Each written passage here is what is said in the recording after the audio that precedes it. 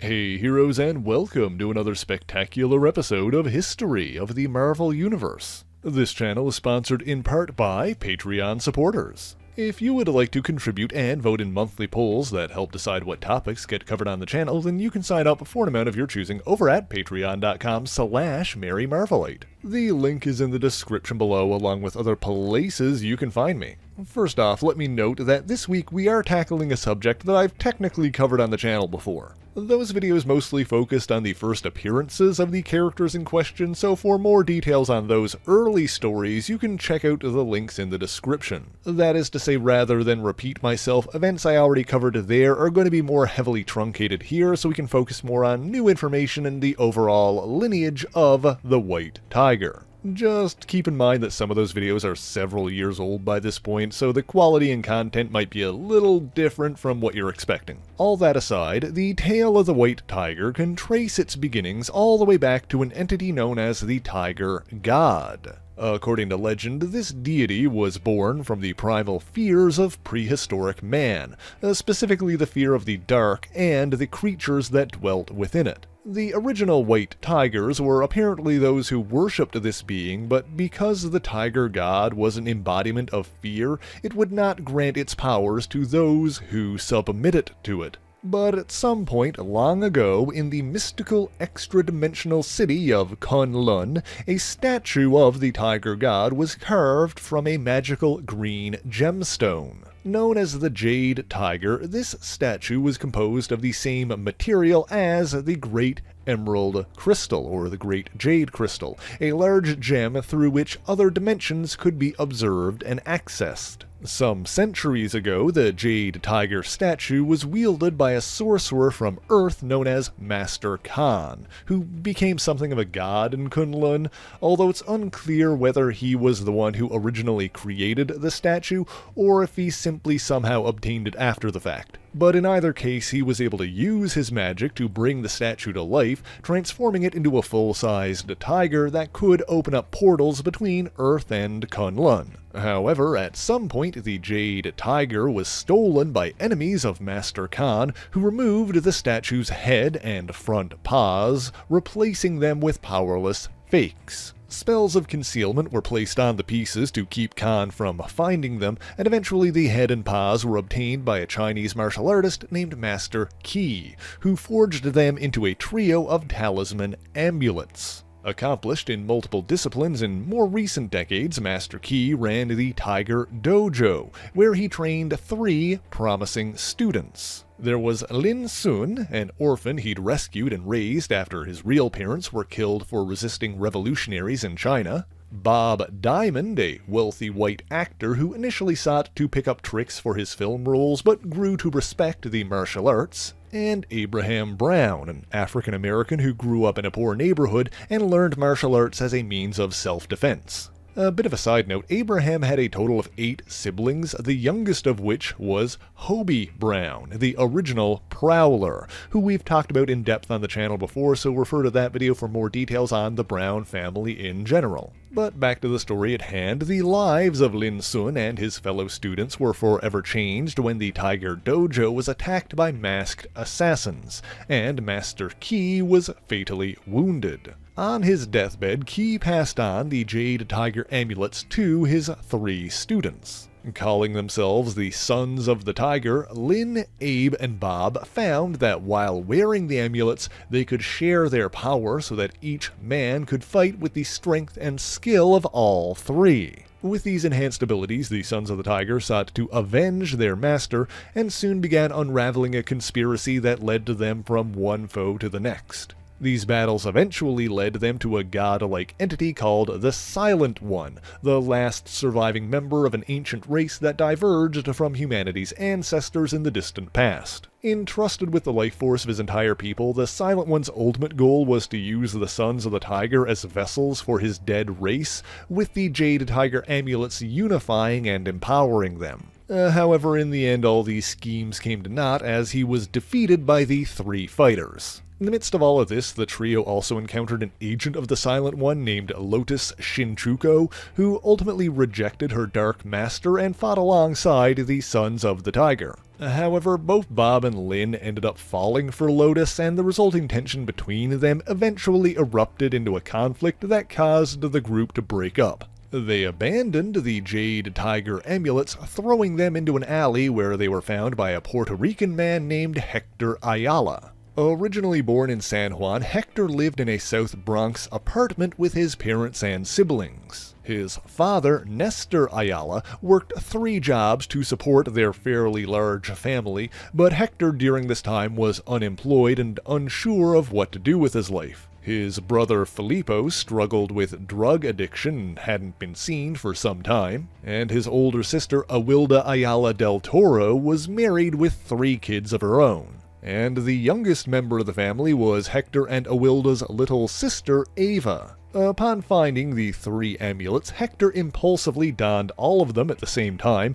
causing power from the tiger god to flow through him, transforming him into a masked vigilante known as the White Tiger. Initially, he was unaware of his own dual identity, as he would lose all memory of his time as the White Tiger upon changing back, but he eventually put 2 and 2 together and gained control over his transformations and his White Tiger form. Although the amulet's power did have an addictive quality to them, and he often felt physically ill after reverting back to Hector Ayala. This caused his family to worry about him, particularly his mother Maria and older sister Awilda, partly because of his brother Filippo's history of drug abuse. The White Tiger's exploits also caught the attention of NYPD detective Jimmy D'Angelo, as well as a private investigator known best as Blackbird, the latter of which was an ally of the Sons of the Tiger. To keep things from becoming too complicated, Hector ultimately revealed his dual identity to both his sister Awilda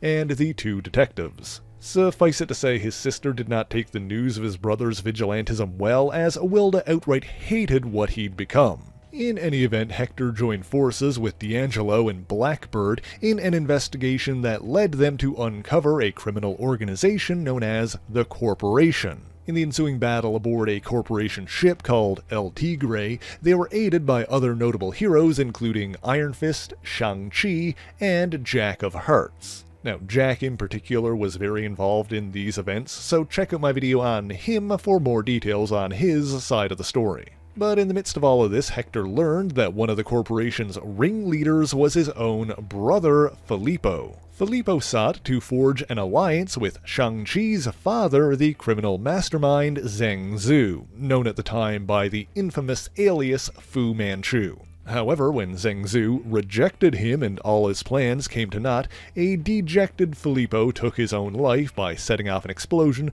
that destroyed the El Tigre ship, but gave his brother and the other heroes time to escape the blast. Hector took the death of his brother pretty hard, and Blackbird put him into contact with Lin Sun, Bob Diamond, and Lotus Shinjuku, who had reunited sometime after their falling out.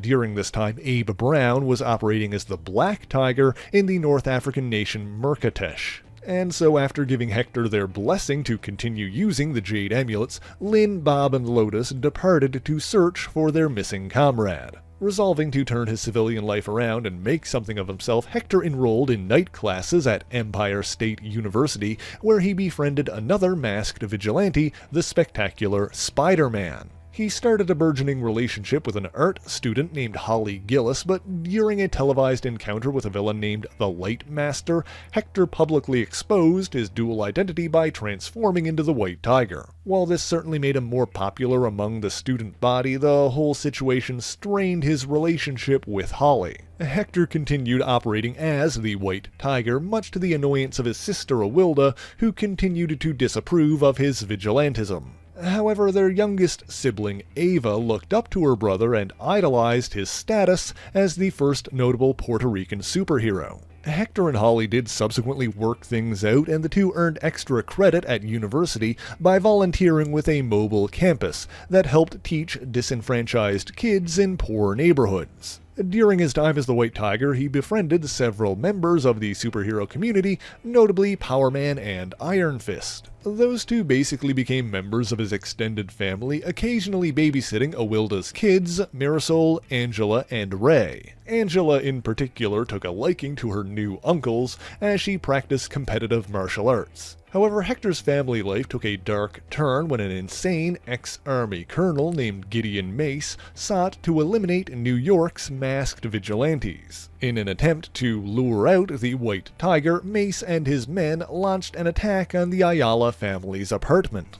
Hector's parents, Nestor and Maria, were killed while Awilda was severely injured and on the verge of death. Ava was returning home from school in the middle of the attack and walked in to find her parents' bullet-riddled bodies before being shot as well. By the time Hector arrived, Mace and his men were gone, but Ava and Awilda ultimately recovered from their injuries. A little bit of a side note, when the story of this attack was originally relayed by Blackbird, he claimed that Awilda died in Hector's arms and neglected to mention Ava at all. Now, out of universe, this is because these events and the White Tiger's family in general have had a number of retcons over the years, with Ava Ayala in particular being created later, but in universe one might assume that Blackbird was simply trying to protect Ava and Awilda by keeping their survival a secret.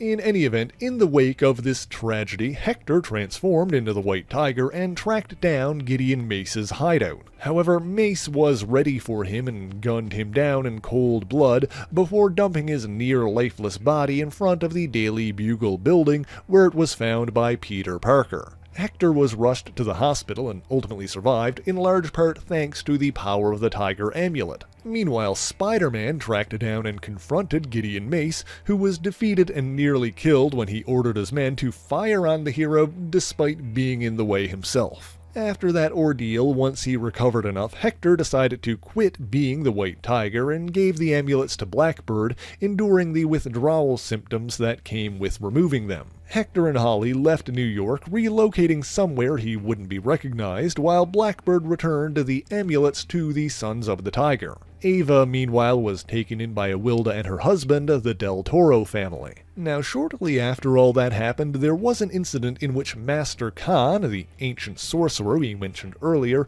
had his agent, the ninja, steal the amulets from the Sons of the Tiger and used them to restore the original Jade Tiger statue. He used that statue to travel once again to Kunlun, but was followed there by Power Man and Iron Fist. In the ensuing battle, Iron Fist destroyed the Great Jade Crystal, which served as a source of power for Master Khan, but the smaller tiger statue was never recovered. In the years that followed, Awilda's daughter, Angela Del Toro, entered the police force and served with the NYPD for 4 years before becoming a special agent for the FBI. During this time, Hector continued to stay off the grid, but things ultimately didn't work out between him and Holly. He returned to New York and married a woman named Soledad, although originally she was referred to as Melissa, and I don't think there's ever really been an explanation for that discrepancy. At some point, Hector also reacquired the Jade Tiger amulets, although how they made their way back to him is unclear. Regardless, any exploits he may have had as the White Tiger during this time are thus far undocumented, and he ultimately agreed to keep his superhero career retired for the sake of his marriage. But then one night, after getting into an argument with his wife, Hector decided to don his amulet once again. Only 2 nights after the White Tiger's return, there was an incident in which a pair of young criminals attempted to rob a pawn shop in the Bronx. A lone police officer saw this and attempted to apprehend them, but he was shot and killed in the ensuing scuffle. Hector arrived on the scene after the cop was already dead and tried to stop those responsible, but one of the would-be robbers threw a heavy television at him and ran. It was at that exact moment when more police arrived to find the White Tiger standing over the dead body of a police officer with a piece of merchandise from the store in his arms. As old friends of Hector, Luke Cage and Danny Rand, aka Power Man and Iron Fist, convinced Matt Murdock to represent him in what would turn out to be a long and challenging trial for everybody involved. Murdoch mounted a strong defense, largely due to the lack of evidence tying Hector to the actual murder weapon, but in the end the jury declared him guilty of first-degree manslaughter. Disheartened by the system that had failed him and unwilling to go to jail, Hector attempted to escape, grabbing a gun that had been dropped by one of the bailiffs on the way out. But in the end, Hector Ayala was shot and killed on the steps of the courthouse, gunned down by the police. As for the ones responsible for the death of the cop in question, Officer Perkins, the one who actually pulled the trigger took his accomplice and fled to Chicago, where he died from a drug overdose the following week. The other boy, the accomplice, returned to New York after seeing news coverage of the White Tiger trial, but didn't know what to do. It wasn't until after Hector's death that Daredevil found this key witness and convinced him to talk to the police, posthumously clearing the White Tiger's name. In the midst of all of this, the FBI was trying to build a case proving that Matthew Murdoch was Daredevil, something which was rumored and talked about in tabloid newspapers during this time. Wanting to better understand why her uncle did the things he did, Angela Del Toro asked to be assigned to the Daredevil task force. But then one day, seemingly out of the blue, Hector's Jade Tiger amulets were mysteriously taken from the police property room and sent to Angela. More unsure than anything, she confronted Murdoch directly and asked him what she was supposed to do. Naturally, he encouraged her to put the amulets on and gave her a crash course in their history. This culminated in her using her newly enhanced strength to stop a convenience store robbery. Now, it is interesting to note how the amulets always seem to inexplicably find their way back to Hector or a member of his family.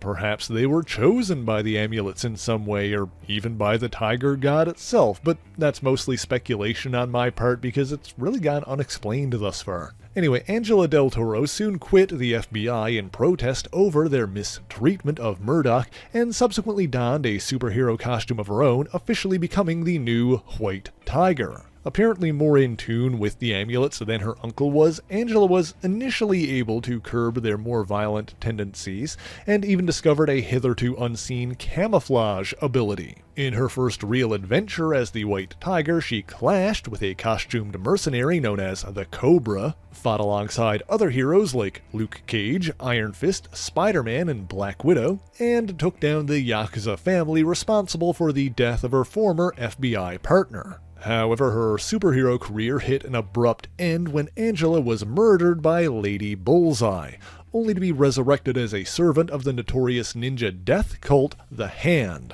alongside the Argentinian crime lord Black Tarantula. But then it turned out that Black Tarantula was actually working as a double agent at the behest of Daredevil's old mentor, Stick, and when the time was right he attempted to use his healing abilities to free Angela from The Hand's brainwashing. This was all part of a larger scheme for Murdoch to seize control of The Hand, which all led into the Shadowland event. Now, that's a whole other story with way more involved than we can delve into today, but the noteworthy thing for now is that Angela Del Toro stood by Daredevil and continued serving The Hand as long as he ruled over it. Suffice it to say, that did not end well, as The Hand's demonic patron, the Beast, corrupted Daredevil and the White Tiger, forcing their allies to intervene and oppose them. When all was said and done, the heroes defeated The Hand, and Daredevil was able to reject the Beast's influence. However, Angela was still corrupted by the cult's death-worshipping ideals, and further attempts to reverse her brainwashing failed. As such, she was separated from the Jade Amulet and incarcerated in a high-security prison. After that, the amulets were inherited by a now teenage Ava Ayala, again under unexplained circumstances. As the youngest White Tiger yet, Ava enrolled in Avengers Academy, a school for young heroes founded by Hank Pym. Initially, there was some tension between Ava and another Hispanic student, Reptile, as she quickly accused him of not doing enough for the community. During this time, there were instances where she would suffer blackouts, a fact she initially attempted to hide. These periods were actually times that the ancient tiger god would use the amulet to possess her body directly. Later, there was an incident in which Ava and her fellow students battled a villain called Coat of Arms, who wanted to use both Ava and Reptile's amulets for her own purposes. Oh yeah, Reptile was also powered by a mystic amulet, except his was dinosaur-based. But anyway, to reclaim the power of the White Tiger, Ava communed with the Tiger God and made a deal that allowed the Tiger to control her completely for 1 day every month. Despite starting off on the wrong foot, Ava and Reptile did slowly grow closer and relationship might have blossomed, but then while Ava was home for the holidays, she got a text ostensibly from Reptile saying that he was going off to search for his parents alone. In truth, he was one of 16 young heroes that were kidnapped by the Twisted Assassin Arcade and trapped in a battle royale version of his deadly amusement park, Murder World. Ava subsequently joined the Heroes for Hire alongside Luke Cage and a new Power Man, Victor Alvarez, but was unsure how she felt about mercenary work. However, she proved instrumental in a battle against a manifestation of the eldritch entity Shuma Gorath when Victor used his chi manipulating abilities to strengthen a projection of the Tiger God with chi from the entire city. Alongside other heroes that aided in that battle, Luke Cage formed a new incarnation of the mighty Avengers, and Ava remained a member of that team. In a subsequent battle, Ava teamed up with Victor again, lending him chi from the Tiger God, greatly enhancing his strength. However, she also kept pushing herself and refused to rest, particularly after learning that Reptile and other friends captured by Arcade were thought to have been killed in Murder World. Her frustrations reached a boiling point when she learned that Gideon Mace, the man responsible for the death of her parents, had resurfaced. Seeking revenge, she allowed the Tiger God to have complete control over her body so that it could hunt him down on her behalf. Her teammates intervened, not wanting her to cross a line by killing Mace in cold blood, and the Tiger God came close to defeating them.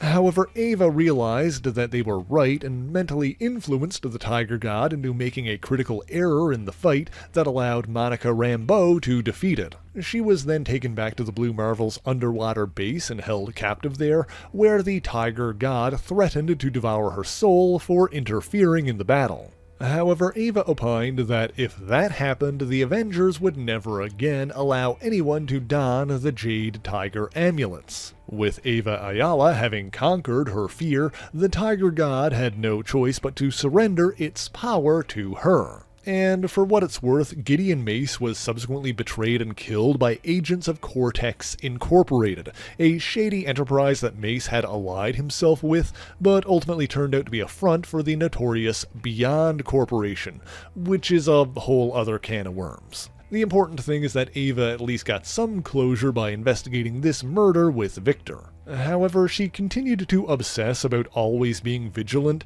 and didn't even need to eat or sleep while she kept the amulet on. She and Victor also tried dating for a bit, and while that didn't really work out, they did remain friends and teammates. After the multiversal Secret Wars, Ava and Victor joined a new Avengers team assembled by the former New Mutant Sunspot, who used his wealth to buy out the group of subversive scientists Advanced Idea Mechanics, with the goal of using their resources for good. This team notably clashed with The Maker, a twisted version of Mr. Fantastic originally from the Ultimate Universe. Things for the White Tiger hit another tipping point when the Maker broke Angela Del Toro out of prison and gave her a tiger amulet he'd stolen from another reality. With Angela's mind still corrupted by the Hand's brainwashing, the Maker sent her to attack her Aunt Ava. In the ensuing battle, Ava's Tiger God merged with the other universal counterpart that empowered Angela,